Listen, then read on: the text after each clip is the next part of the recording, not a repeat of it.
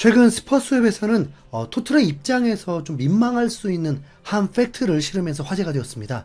먼저 헤드라인에 드록바는 은퇴 후에도 토트넘 스퍼에 대한 쓴소리를 멈추지 않았다 라고 한 건데요.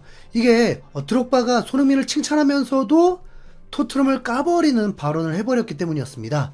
드록바는 우선 첼시의 레전드 공격수 선수이자 코트디부아르의 영웅으로 전쟁까지도 휴전을 시켜버린 인물입니다. 첼시에서 총 104골을 넣었고 이 골 수는 손흥민이 토트넘에서 넣은 골보다 훨씬 적죠. 그럼에도 레전드로 불려요. 왜냐하면 그 기간 34개의 트로피를 들어올렸거든요. 이 첼시의 레전드가 당연히 런던 라이벌 토트넘의 시선이 고울 수가 없겠죠. 드록바는 그냥 뜬금없이 토트넘을 공격한 건 아니었습니다. 카카가 인터뷰에서 손흥민이 토트넘 같은 B클럽에 남아 있어서 다행이라고 했고, 이때 드록바가 표정이 달라지면서 손흥민의 유일한 문제는 토트넘에서 뛰고 있다는 점이라고 생각한다. 하지만 그것과는 별개로 손흥민은 훌륭한 선수이며 한국 대표팀과 토트넘의 훌륭한 리더다. 경기장에서 손흥민의 진정성 있는 플레이를 보는 것이 좋다라고 했습니다. 그런데 굳이 토트넘 편에 서게 되는 호스퍼 HQ는 이 팩트를 왜 올리는 건지 이해가 가진 않습니다. 매체는 드록바가 첼시 역사상 가장 성공적인 시기에 큰 역할을 한 건 러시아 출신 첼시 구단주였던 로만 아브라모비치가 제공한 오일머니와 연관이 있다. 드록바가 축구의 상징적인 인물이라는 점은 의심의 여지가 없다. 그는 10년이 지난 지금도 여전히 토트넘과의 라이벌 관계를 손에서 놓지 못하고 있다. 손흥민이 꾸준히 우승 트로피를 차지하는 팀에서 뛰었다면 얼마나 더 성공했을지, 그리고 드록바가 손흥민을 어떻게 바라봤을지 궁금하다. 손흥민은 축구계에서 팀 때문에 과소평가되는 것 같다라고 전했습니다. 매체 기자도 같이 토트넘을 깐 거네요. 지금 이 드록바의 발언을 손흥민 팬들이라면 모두 동의할 것입니다.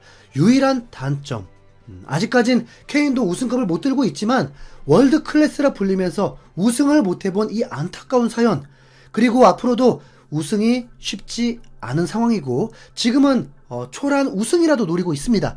손흥민은 한 발 접고 유로파리그 우승을 강력하게 원하고 있고, 토트넘 선수들의 인터뷰만 들어봐도 카라바오컵도 우승을 원하고 있고, 클루셉스키는 토트넘 팀을 어떻게 생각하는 건지 모든 대회를 우승하고 싶다는 포부는 좋은데 참, 손흥민은 올 시즌 트로피를 들어 올리면 떠날 확률이 굉장히 높게 보고 있습니다. 손흥민도 레비도 재계약 부분에 아무 반응이 없는 거 보세요. 사실 과르디올라, 데브라이너, 살라도 마찬가지 상황입니다. 거의 지금 유명인들 사이에서는 유행 같은 분위기입니다. 재계약이란 건 구단이 먼저 내미는 거죠. 선수가 먼저 재계약합시다 라고 할 때는 구단의 의중을 모르는데 어떻게 말을 합니까? 손흥민은 공개적인 발언으로는 재계약 얘기는 전혀 오가지 않았다라고 했고, 우선 그걸 믿어야겠죠. 그럼 왜 구단은 재계약 요구를 안 하느냐? 팀이 성적이 어떻게 될지를 모르니까요. 만약 이번 시즌 11을 했다? 그냥 리빌딩이죠. 손흥민 주급도 더 많이 줘야 하니까. 그동안의 레비 행보면 그러고도 남습니다. 레전드? 캡틴? 레비한테는 그런 거 일체 없습니다. 프랑스 국가대표로서 월드컵 우승 주역이었고 6년 넘게 캡틴이었던 요리스가 어떻게 떠나는지 아시죠? 거의 그림자 취급이었습니다. 케인은 본인이 떠나고 싶어하는 강력한 요구가 있었겠지만 그냥 깜짝 속보로 처리해버렸습니다. 이미 에리센이 떠났을 때 실제 어땠는지 다큐를 통해서 보기도 했죠. 손흥민도 비슷한 마음일 것입니다. 레비? 손흥민도 그렇게 취급할 양반입니다. 우선 우승을 해야 뭐라도 선택할 수 있고, 떠나기로 마음 먹었을 때 소문만 무성했던 B클럽 영입설이 실제로 이루어지는 건지 솔직히 좀 모르잖아요. B클럽들이 리빌딩을 또 선택할 수도 있고, 바르셀로나가 레반도프스키를 영입하고 맨시티도 귄도안을 영입하고 미네네는 아직도 뮬러가 있는 것처럼 손흥민이 현재도 4,500만 유로인 만큼 가치는 매우 높지만 현실 오퍼는 어떻게 될지 모릅니다. 앞서 언급했듯이 손흥민만이 아니라 과르디올라, 데브라이너, 살라 등 많은 스타들도 그런 상황이기 때문에 확대 해석을 할 필요는 없고, 우리는 손흥민이 기분 좋게 토트넘을 떠나는 걸, 물론 더 큰 B클럽으로 떠나길 원하고 있습니다. 그 사이 토트넘 구장 한번은 다녀와야 할 텐데 참, 그런 날이 있겠죠? 우리의 마음과 다르게 현지 팬들은 전혀 다른 반응이었습니다. 스퍼스웹에서는 토트넘은 지금 당장 재계약을 해결해야 하는 선수 5명이 있다고 보도를 했습니다. 그 5명의 선수는 손흥민, 벤 데이비스, 비수마, 로메로, 클루셉스키였습니다. 한 팬은 손흥민의 재계약은 뭐 생각할 필요도 없는 일이다라면서 재계약을 통해서 커리어 마지막까지 함께하는 것이 훨씬 더 현명한 선택이 될 것이라고 주장했습니다. 이어서 손흥민은 여전히 구단에서 가장 중요하고 영향력 있는 선수다.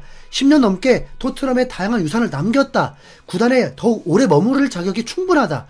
그가 남은 선수 생활을 토트넘과 보내는 것은 팬들을 기쁘게 할 것이다. 라고 덧붙였습니다. 그럼 그렇게 중요한 선수인데 아니 그 연봉을 주고 있니? 네. 사실 뭐 제가 받는 돈도 아닌데 왜 이렇게 손흥민이 주급이 적은 게 속상한지 모르겠습니다. 뭐 이유가 간단하죠. 네. 저평가라는 것 때문입니다. 뭐 사실 실력보다 고평가되는 것도 좀 민망한 일이지만 손흥민은 저평가도 너무 심한 저평가니까요. 네. 이 부분도 속상할 얘기인데 오늘 기사는 더 속상할 얘기가 전해지고 있습니다. 분명 엔지 감독은 맨시티전을 앞두고 손흥민은 거의 회복이 됐다고 했고 주말에 복귀하는 타이밍을 맞추고 있다고 했거든요. 만약 맨시티 경기부터 치르게 되면 이후에도 아스톤빌라, 갈라타사라이 전까지 3, 4일 간격으로 중요한 경기가 계속 있기 때문에 타이밍상 아스톤빌라전부터 출전시켜서 70분 정도 뛰게 하고 다시 갈라타사라이 원정에서 후반전에 30분 정도라도 뛰고 그렇게 스케줄을 맞춘 건데 손흥민이 아스톤빌라전에서도 뛸 수 없을지도 모른다라는 기사가 나온 겁니다. 그러니까 부상 회복이 아직 덜 됐다는 거죠. 토트넘 스포 뉴스에서 토트넘의 에이스 손흥민과 관련해 아스톤빌라전을 앞두고 부상 소식이 공개됐다. 부상 관련 전문가는 손흥민이 지난달 맨시티와의 경기에 출전하지 못했기 때문에 경기에 나서려면 최종 체력 테스트를 받아야 할 수도 있다고 주장했다라고 했습니다. 아니 뭔 소리요? 아니 최종 체력 테스트를 받아야 할 수도 있다고 주장? 아니 뭔가 지금 50% 70%가 아니라 할 수도 있다 주장인 거잖아요. 손흥민한테 무슨 체력 테스트입니까? 손흥민은 부상 후에 웨스트햄전에서도 아무 문제 없이 눈부신 활약을 했는데 체력은 더 좋아지면 좋아졌겠죠. 네.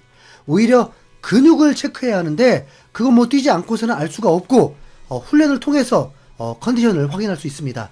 이 부상 관련 전문가는 물리치료사와 스포츠 사이언티스트로 활동하고 있는 라지팔 브라르 박사라고 합니다.